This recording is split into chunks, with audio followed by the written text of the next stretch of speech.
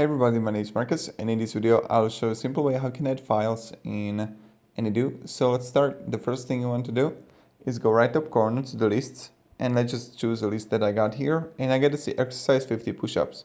So I'll just open it, and here you just want to click attachments, tab to add files.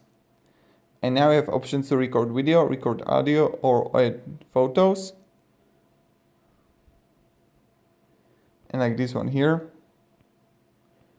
and voila, here we got it. So yeah, thank you very much everybody for watching,